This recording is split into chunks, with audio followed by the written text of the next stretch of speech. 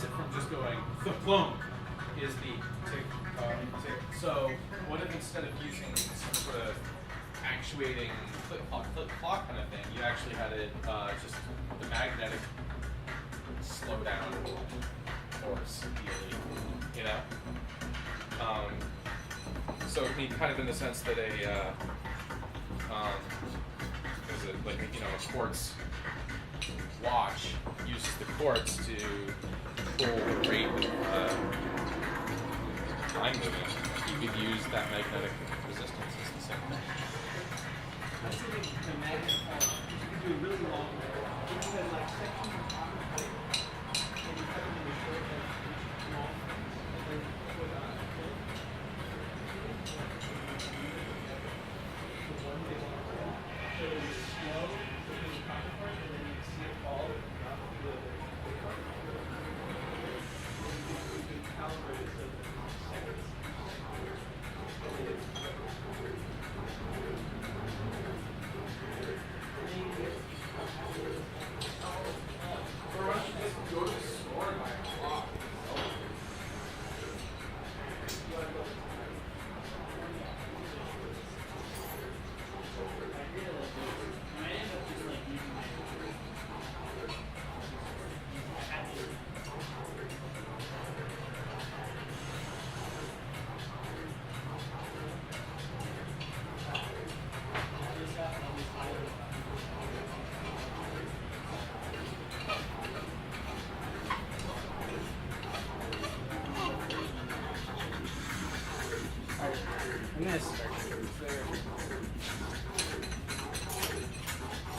Hello.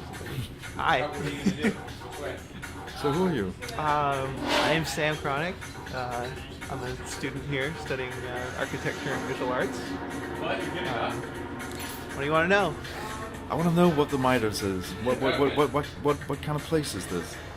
So MITERS is a student-run machine shop, electronics lab, hacker space, invention center. It's a place where students and people in the MIT community can come and work on any kind of project they want to. And we have the tools and materials and people and resources to do pretty much anything you want to. And we encourage sort of collaboration and sharing our skills, and also coming up with new and innovative, exciting ideas that we don't have other places to do. So that's So you take things apart and then you make new things of them. I mean, it's a bit like, pardon me, but a junkyard. Yeah, well, I think that's an important part of it is we try and get by with things we can find. We're not doing this as part of huge research budgets or corporate funding or anything like that. So our research and development has to come from what we have, which is our brains and hands and things that we find in the trash. And I think we wind up getting a lot out of that when we start mixing in electronics and software and stuff that's cheap or free and combining it with bigger stuff. It's a pretty good combination. It's a lot of fun too. So. What are you working on? Well, I've got a couple of projects. One is an ongoing thing with a Danish art collective called N55. And last year we built a walking house, which is this small micro dwelling that has 6 legs, and I don't know if you want a video of a computer, but it works by oops.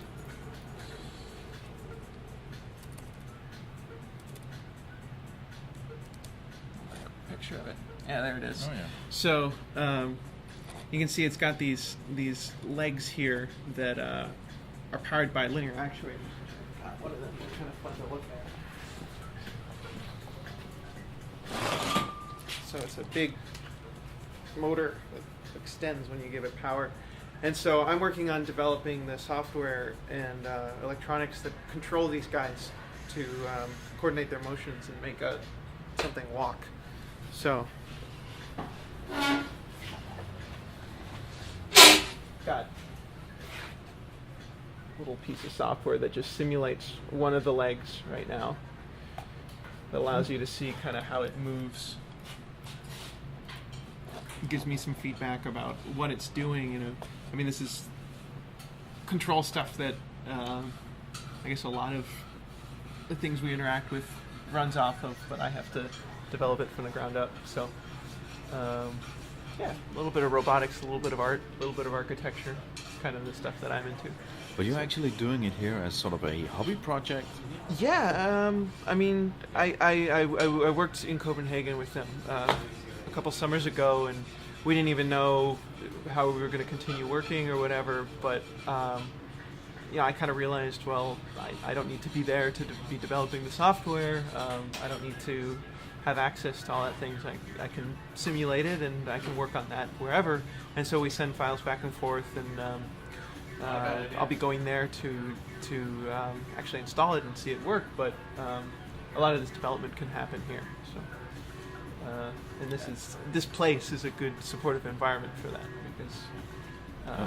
And yeah. what do you study at MIT? I study architecture and visual arts. So whatever those things mean, some combination of that. So, yeah. Great. I'll just move on. All right. What are you doing? I'm wasting a lot of my time and energy polishing things. Where does this thing go? This is a third of an engine from a 1978 Puch moped, and myself and my associate over here, we waste a lot of our lives cleaning them up and fixing them up and puttering around on them and making a lot of noise. And yeah, it's nothing exciting, but it's fun for us. So you're obsessed with old mopeds from Europe? It's sort of the current obsession, yeah. Here at MITERS, I've sort of gone through quite a few different obsessions. It started out as bicycles, and I think it's just because bicycles are simple that I sort of got bored of that and decided to start working with more complex machines. There's actually hanging up here, if you want to see, this is amongst the other odds and ends that are hanging from the ceiling. That is it's a two-seater tricycle. This creation that's sort of suspended from the ceiling. It's a two-person trike where you sit side by side, and you can ride it kind of like an old-style horse carriage. I haven't built the seat for it yet. That's why it doesn't really exactly look like it, and it's unfortunately been sitting up there for going on 2 years. I should really get around to finishing it. But amongst other things, there was a 7.5-foot tall bike that I made in here, and there's been a number of chopper bicycles, and yeah, I just like to make things that make me happy and I have fun with. These guys can, change the world with all their inventions. I just like to have fun. Thank you. Yeah. Yeah, anyway. It's only on like.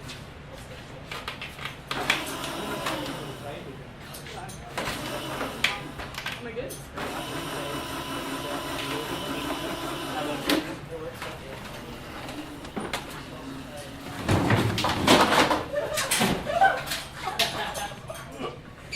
I think the throttle works now. No, the key fell out. Oh well. This is your bicycle? This is my bicycle. It's a chopper. I made the welder myself, and then I welded the bike myself. So you can see the joints I made there, and here, and here. And it's a response to another sort of bicycle called a tall bike, where you stack 2 adult bike frames. And I said, enough of tall bikes, it's time for a small bike. And so I made my very own small chopper bicycle. The doll came from Ipanema Beach in Brazil.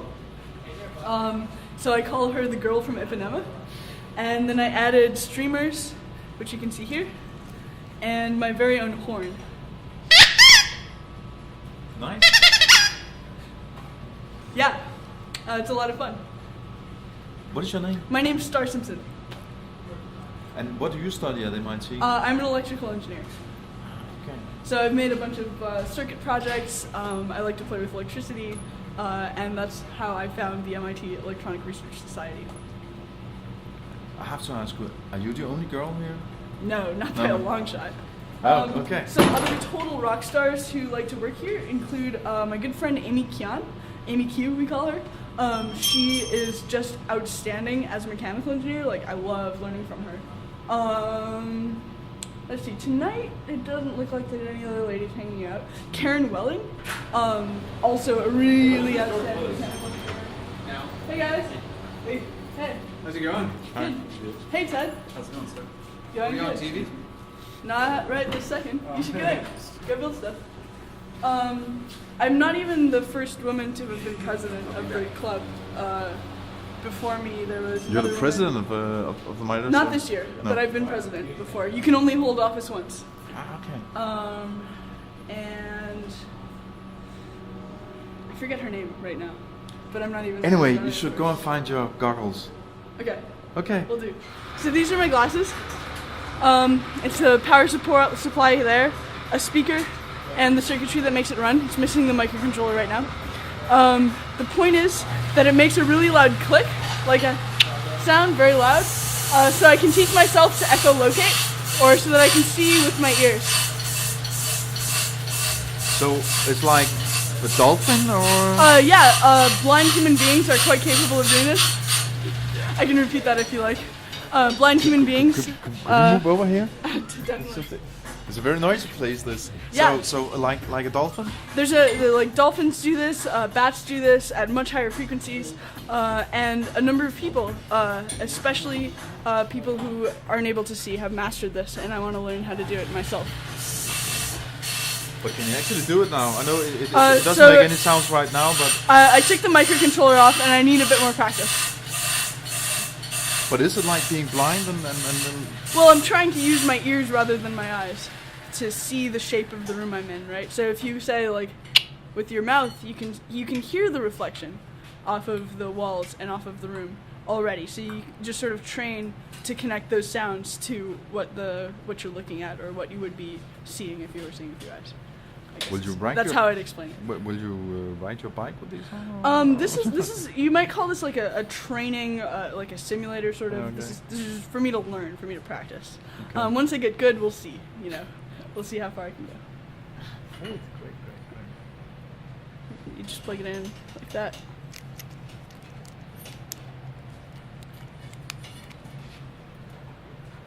Yeah, there it is. Cool. Yeah, and it was a tricky design problem to get everything mounted on a pair of glasses. Right, that was the trick here. So there's a few more connections needed, but it's mostly all set with power converter and microcontroller and a transistor to amplify the power going into speaker to make it as loud as possible. Cool. Yeah. Thanks. There's some cool stuff to learn too about the algorithms to make the audio so I can best interpret the reply. And so far I'm learning about that too. When you talk about the algorithms, it means that you will connect this to some kind of board with a... Yeah. There's a computer that sits right here. It's called a microcontroller, a microprocessor. Yeah. Thanks. Sure.